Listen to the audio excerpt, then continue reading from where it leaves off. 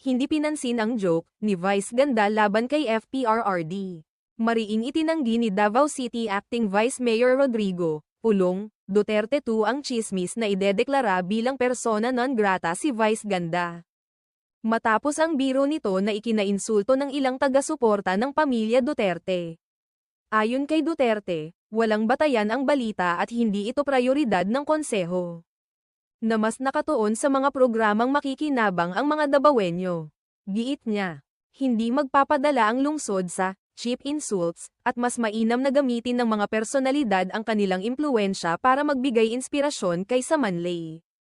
Bagamat mainit na pinag-uusapan pa rin sa social media ang issue, nananatiling tahimik ang kampo ni Vice.